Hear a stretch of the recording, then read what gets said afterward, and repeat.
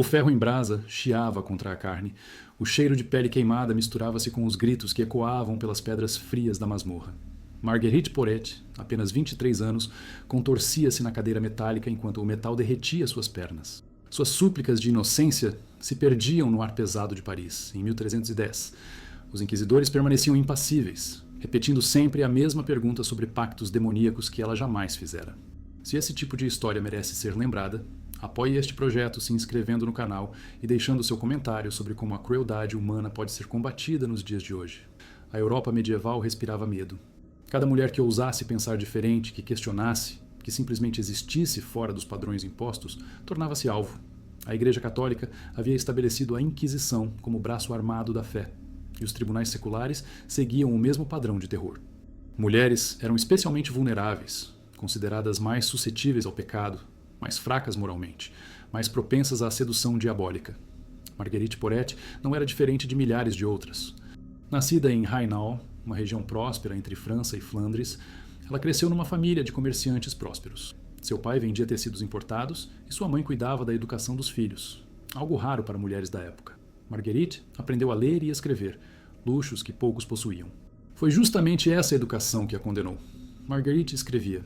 Suas palavras falavam sobre uma relação direta entre o ser humano e Deus, sem necessidade de intermediários eclesiásticos. Seus textos circulavam discretamente entre pequenos grupos de mulheres que se reuniam para orar e discutir questões espirituais. O bispo Guillaume de Paris não tardou a descobrir. Em 1306, ordenou que todos os escritos de Marguerite fossem queimados publicamente. Ela deveria retratar-se, negar suas palavras, pedir perdão. Marguerite recusou. Continuou escrevendo, continuou distribuindo suas ideias. Para ela, a verdade não poderia ser negociada. A prisão veio em 1308. Marguerite foi arrastada de sua casa numa manhã fria de inverno. Seus vizinhos assistiram em silêncio. Ajudar significava compartilhar sua sorte. Ela foi levada para as masmorras do Palácio Episcopal, onde aguardaria julgamento por mais de um ano. Os interrogatórios começaram suaves. Padres eruditos tentaram convencê-la através da teologia, citando passagens bíblicas, argumentando sobre a necessidade da hierarquia eclesiástica. Marguerite respondia com sua própria interpretação das Escrituras, demonstrando conhecimento que impressionava e irritava seus captores. Quando as palavras se mostraram insuficientes, os inquisidores mudaram de estratégia. A tortura era vista como forma de salvar a alma, melhor sofrer na terra do que arder no inferno eterno. Marguerite foi levada para a sala de interrogatórios, onde instrumentos metálicos brilhavam à luz das tochas. A primeira sessão utilizou cordas. Marguerite foi pendurada pelos pulsos, com pesos amarrados aos pés. Suas articulações se deslocaram com estalos secos. Ela gritou, chorou, mas manteve suas convicções. Não havia pactos demoníacos, não havia heresias intencionais, apenas uma mulher tentando compreender sua fé. Os meses se arrastaram. Marguerite definhou na prisão úmida, alimentada apenas com pão duro e água suja. Sua saúde se deteriorou rapidamente. Os cabelos ficaram brancos, a pele adquiriu tom acinzentado. As mãos tremiam constantemente. Ainda assim, recusava-se a renegar seus escritos. Foi então que os inquisidores decidiram usar a cadeira de ferro. O instrumento chegara recentemente da Alemanha, onde havia provado sua eficácia em converter hereges. Tratava-se de uma cadeira metálica com braços e encosto, coberta de espinhos pontiagudos. A vítima era amarrada firmemente, e a cadeira era aquecida por baixo até que o ferro ficasse em brasa.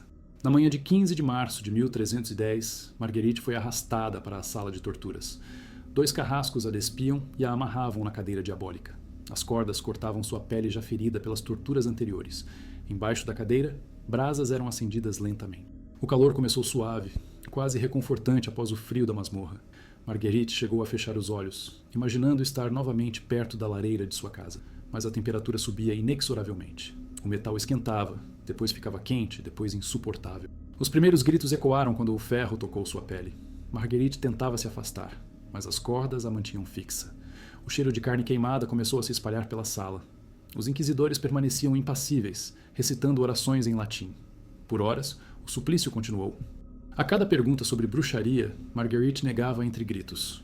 Suas pernas se queimavam lentamente, a pele derretendo e grudando no metal em brasa. Quando finalmente desmaiou, seus ferimentos já eram irreversíveis. Mas Marguerite não estava sozinha nesse inferno. Em outros cantos da Europa, mulheres enfrentavam torturas igualmente brutais por crimes que jamais cometeram. Isabela de Morra cresceu numa torre isolada no sul da Itália. Filha de barão empobrecido, passou a juventude praticamente prisioneira em seu próprio castelo. Seus irmãos controlavam cada movimento, cada palavra, cada pensamento. Para Isabela, a literatura era a única fuga possível. Ela escrevia poemas, versos sobre paisagens que nunca visitara, sobre amores que nunca vivera, sobre liberdades que jamais experimentara. Suas palavras eram delicadas, melancólicas, cheias de uma tristeza profunda que tocava quem as lia. Um comerciante de livros descobriu seus escritos durante uma visita ao castelo.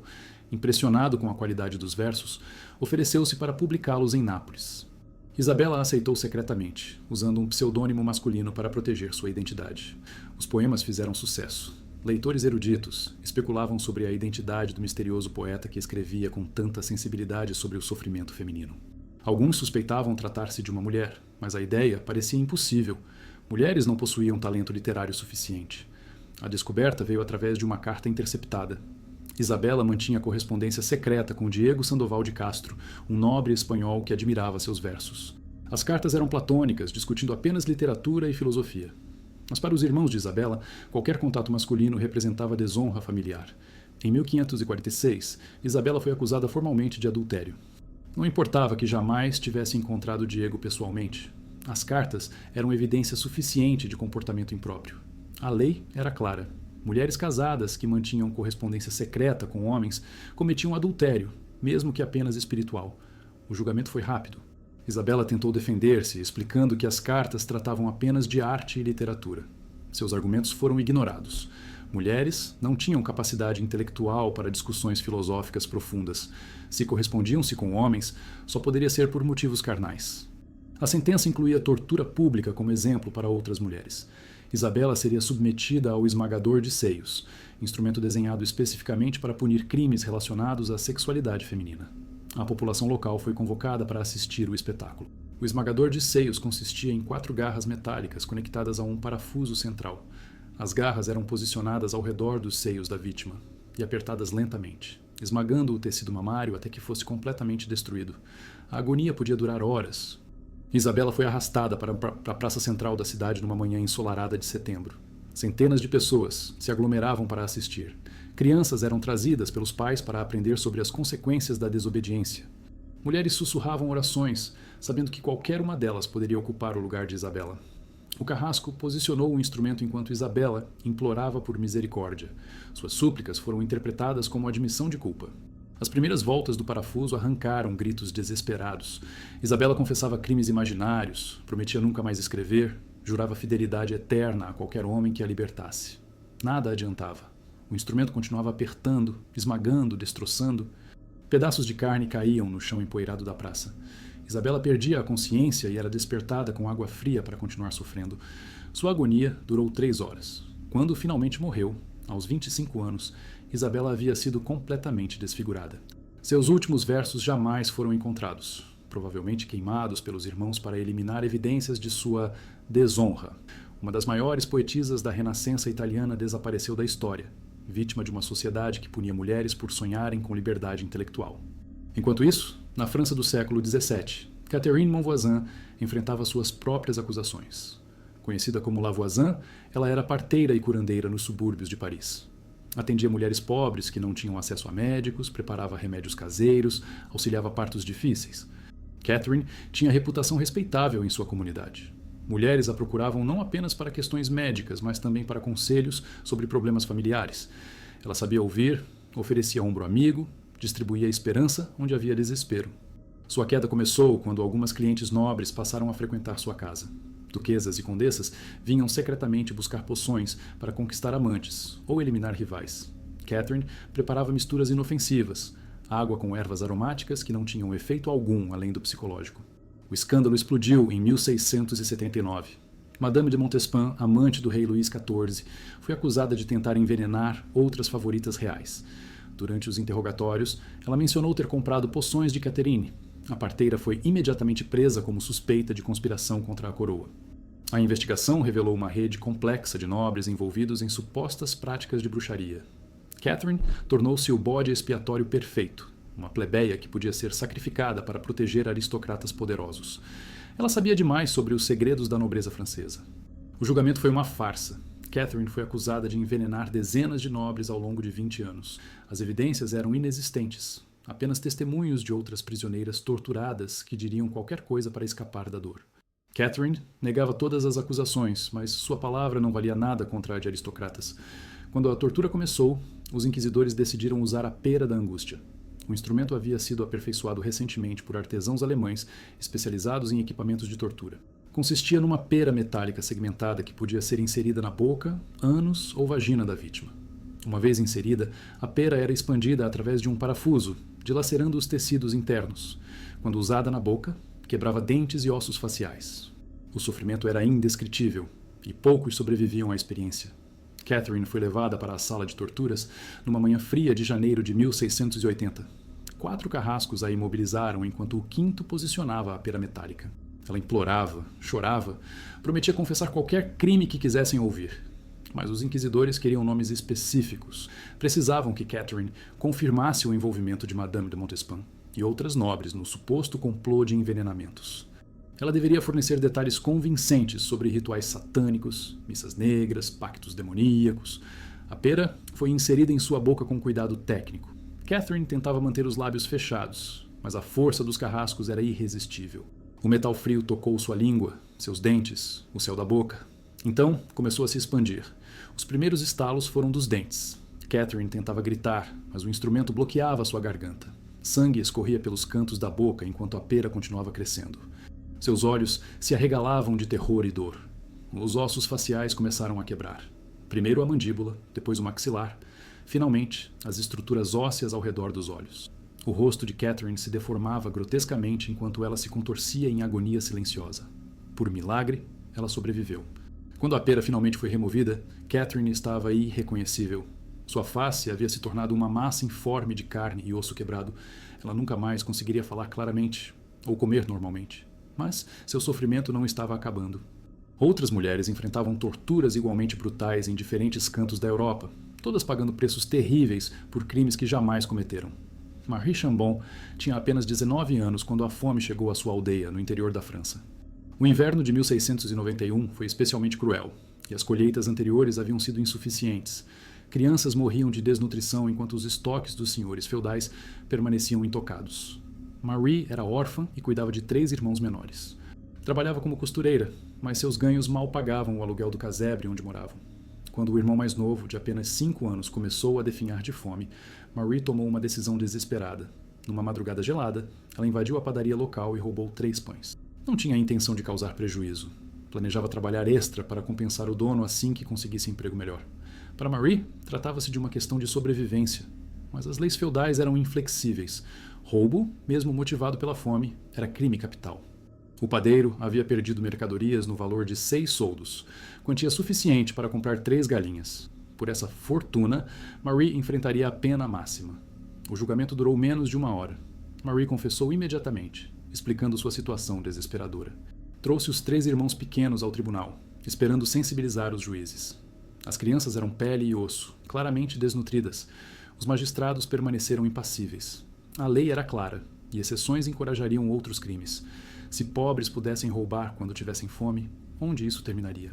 A propriedade privada precisava ser protegida acima de qualquer consideração humanitária.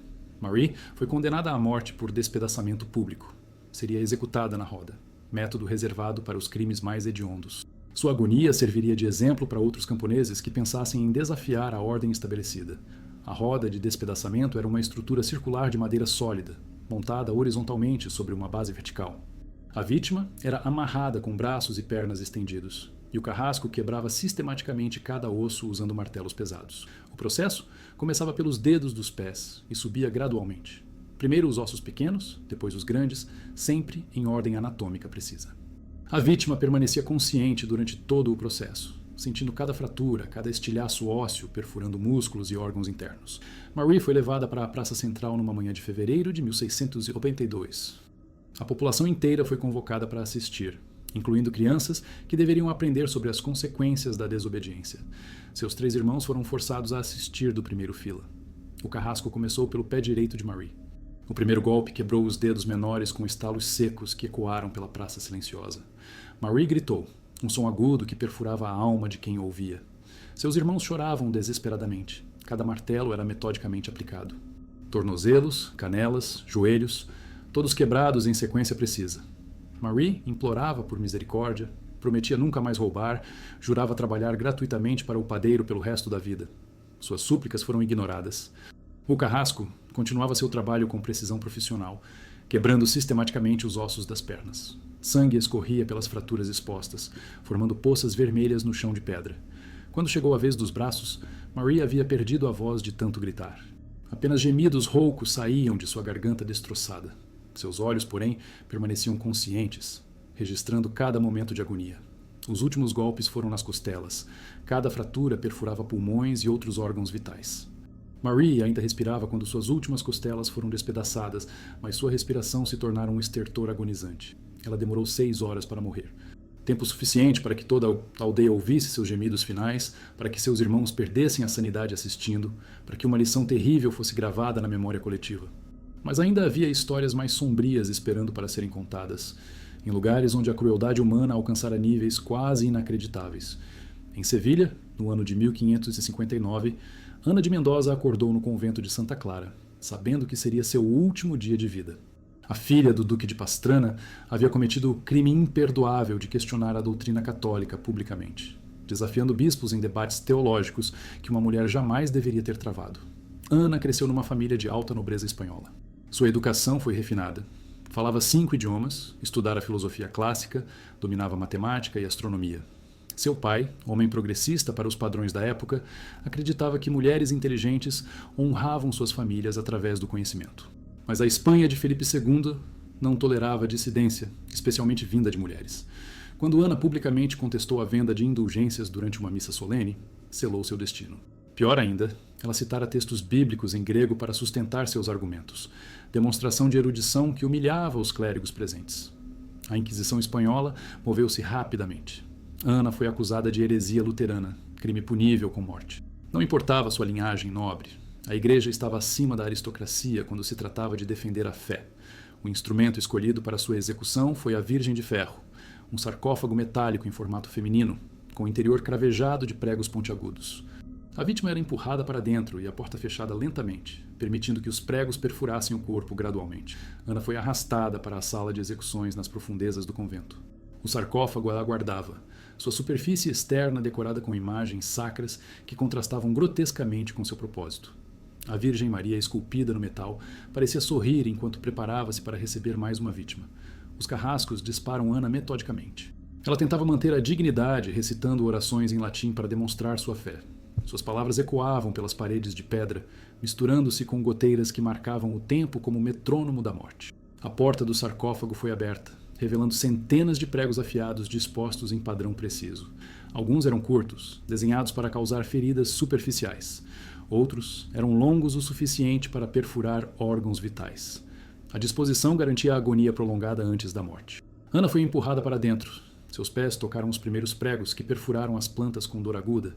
Ela tentou se equilibrar nas pontas dos dedos, mas o espaço era pequeno demais. Seus calcanhares desceram inexoravelmente sobre as lâminas afiadas. A porta começou a fechar lentamente. Pregos tocaram suas costas, depois seus ombros, finalmente seus seios. Ana gritava orações desesperadas, implorando intercessão divina que nunca chegaria. Cada centímetro que a porta fechava significava dezenas de novos ferimentos. O processo durou 6 horas torturantes. Os pregos perfuravam gradualmente músculos, órgãos, ossos. Ana sangrava por centenas de feridas pequenas, sua vida escoando gota a gota. Quando finalmente silenciou, seu sangue escorria pelos furos do sarcófago, formando poças vermelhas no chão do convento. Sua família recebeu apenas os ossos limpos, uma semana depois. Oficialmente, Ana havia morrido de febre durante retiro espiritual. Seus livros foram queimados, suas cartas destruídas, sua memória apagada dos registros familiares. Uma das mentes mais brilhantes da Espanha renascentista desapareceu como se jamais tivesse existido. Enquanto Ana agonizava em Sevilha, Marguerite Porete definhava numa cela parisiense. Suas pernas, destruídas pela cadeira de ferro, haviam desenvolvido gangrena. O cheiro pútrido tomara conta da masmorra e outros prisioneiros imploravam para serem transferidos.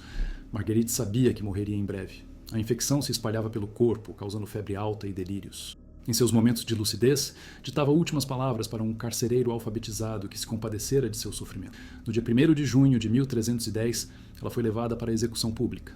Suas pernas gangrenadas não suportavam seu peso, então foi carregada numa maca até a Place de Grève. Uma multidão se aglomerava para assistir à queima da herege que desafiara a igreja. A fogueira estava preparada com madeira seca e piche para garantir chamas altas. Marguerite foi amarrada ao poste central, suas pernas putrefatas pendendo inutilmente. Quando o fogo foi aceso, ela ainda conseguiu murmurar uma última oração. As chamas subiram rapidamente, consumindo primeiro suas vestes, depois sua pele já mortificada pelas torturas. Marguerite perdeu a consciência antes que o fogo atingisse órgãos vitais. Pequena misericórdia, após meses de agonia. Suas cinzas foram jogadas no Sena para evitar que relíquias fossem coletadas por seguidores. Mas seus escritos sobreviveram secretamente, copiados por mulheres corajosas que reconheciam seu valor espiritual. Séculos depois, Marguerite seria reconhecida como precursora do movimento místico feminino. Isabela de Morra teve morte mais rápida, mas não menos trágica. Após 3 dias agonizando com os seios destruídos pelo esmagador, sucumbiu à infecção e perda de sangue. Seus últimos versos foram encontrados escondidos numa fenda da parede de sua cela.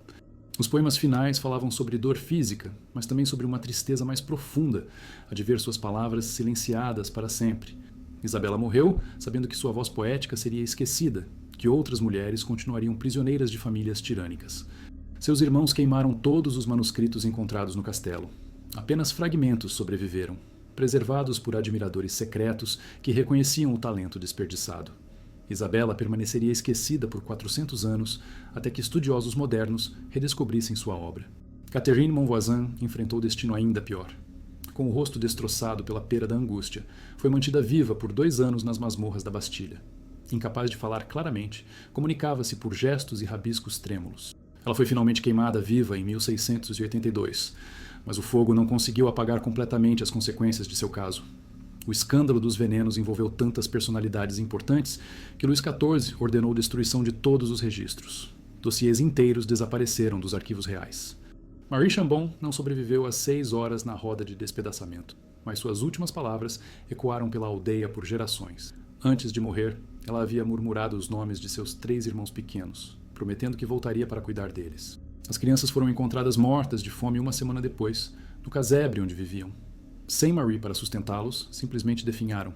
Seus corpos esqueléticos foram enterrados numa vala comum, junto com outras vítimas da fome que assolava a região. A padaria que Marie havia roubado fechou no mês seguinte. O proprietário, assombrado pelos gritos da jovem, desenvolveu melancolia profunda e perdeu interesse no negócio. Vendeu tudo por preço irrisório e mudou-se para longe, mas nunca conseguiu esquecer o que havia causado. Essas 5 mulheres representam milhares de outras que sofreram torturas similares ao longo dos séculos. Seus nomes foram apagados da história oficial, suas vozes silenciadas, seus sofrimentos minimizados ou esquecidos. Marguerite, Isabela, Catherine, Marie e Anna tinham em comum apenas uma característica. Ousaram existir fora dos limites impostos pela sociedade de sua época. Pensaram, questionaram, criaram, sobreviveram. Crimes imperdoáveis para mulheres em sociedades controladas por homens inseguros de seu próprio poder. Os instrumentos que as torturaram foram projetados especificamente para punir crimes femininos. A cadeira de ferro queimava mulheres acusadas de bruxaria. O esmagador de seios punia adultério real ou imaginário. A pera da angústia silenciava vozes dissidentes. A roda despedaçava corpos de mulheres pobres que ousavam roubar para alimentar filhos. A Virgem de Ferro devorava intelectuais que questionavam dogmas religiosos. Cada instrumento carregava simbolismo perverso. A cadeira representava o trono que mulheres jamais poderiam ocupar. O esmagador atacava símbolos de feminilidade e maternidade. A pera invadia orifícios associados à sexualidade feminina.